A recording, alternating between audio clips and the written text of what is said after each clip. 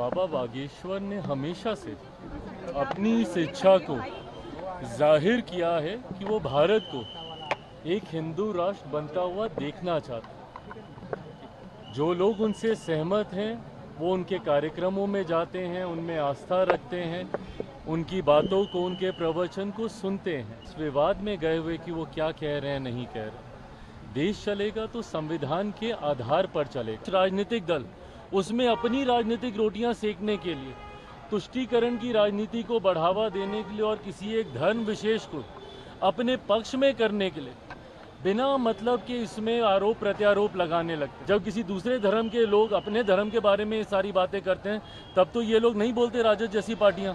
क्यों? क्योंकि उस वक्त इनको तुष्टीकरण करना होता है। हकीकत ये है कि देश में एक बड़ा राजनीतिक दल और खासतौर पे विपक्षी दलों का एक समुदाय अब ऐसा बन गया है जिनके लिए भारत में सेक्युलरिज्म का मतलब एक धर्म विशेष का तुष्टीकरण करना। ये कौन सी बात उन्होंने पहली बार बोली है?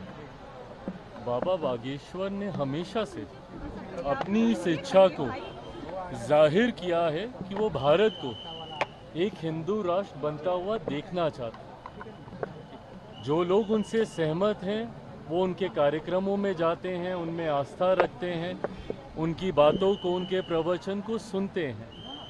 और एक बहुत बड़ी देश की आबादी है जो उनकी बातों से सहमत होती है। बहरहाल बिना इस विवाद में गए हुए कि वो क्या कह रहे हैं, नहीं कह रहे। देश चलेगा तो संविधान के आधार पर चलेगा।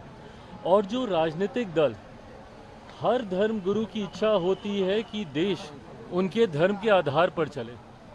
ऐसे में वो अपनी इच्छा को रखते हैं, उनके अनुयायी उनकी बातों को सुनते, मानते, समझते हैं। ऐसे में मैंने पहले भी इस बात को कहा है कि किसी भी राजनीतिक दल को इसमें हस्तक्षेप करने का कोई मतलब ही नहीं है। जब ये बात स्पष्ट है कि देश संविधान के आधार पर चलेगा, बट कुछ राजनीतिक दल उसमें अपनी राजनीतिक रोटियां सेकने के लिए, तुष्टीकरण की राजनीति को बढ़ावा देने के लिए और किसी एक धर्म विशेष को अपने पक्ष में करने के लिए बिना मतलब के इसमें आरोप प्रत्यारोप लगाने लगते हैं। बाबा बागेश्वर ने पहली बार नहीं कहा, उन्होंने कई बार इस बात को कहा। बट ऐसे में जो यहाँ के स्थानीय राजनीतिक दल हैं, पहले तो उनके आने का ही विरोध करने लग जाते हैं, उसके बाद उनके यहाँ रहने का, उनकी बातों का, उनके कहे का। भाई आप एक राजनीतिक दल है, आपको क्या लेना देना कोई धर्मगुरु आके क्या कह रहे हैं, नहीं कह रहे हैं। जब किसी दूसरे धर्म के लोग अपने धर्म के बारे में ये सारी बातें करते हैं तब तो ये लोग नहीं बोलते राजद जैसी पार्टियां। क्यों? क्योंकि उस वक्त इनको तुष्टीकरण करना होता है। हकीकत ये है कि देश में एक बड़ा राजनीतिक दल और खासतौर पे विपक्षी दलों का एक समुदाय अब ऐसा बन गया है जिनके लिए भारत में सेक्युलरिज्म का मतलब एक धर्म विशेष का तुष्टीकरण करना।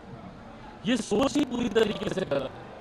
राजनीतिक दलों को अपनी टिप्पणी सिर्फ राजनीतिक आधार पर ही रखनी चाहिए और सिर्फ सरकार की नीतियों के आधार पर करनी चाहिए। धर्मगुरुओं ने कई बार ऐसी बातें कही और कई धर्मगुरु ऐसी बातें करते रहे हैं। इस विवाद में किसी राजनीतिक दल को पढ़ने की जरूरत ही नहीं है। राजद के पास अगर इतना ही समय है तो फिर वो भी अपनी एक धर्मशाला अलग से खोल लें। फिर क्यों वो किसी एक राजनीतिक संगठन का हिस्सा बने हुए हैं? अगर उनको टिप्पणी करनी है, करें ना भैया, बिहार में हमारी सरकार को लेकर, करें देश में हमारी सरकार को लेकर। पर इस तरीके की बातें कर कर राज्य में सिर्फ धार्मिक असंतुलन बनाने का प्रयास जो राजद के द्वारा किया जाता है वो कतई उचित नहीं है। अगर आप ये वीडियो YouTube पर देख रहे हैं तो हमारे चैनल को सब्सक्राइब कर बेल आइकन दबाएं और Facebook पर देख रहे हैं तो हमारे पेज को लाइक करें। 8 मिलियन प्लस सब्सक्राइबर, आपके इस भरोसे के लिए बहुत धन्यवाद।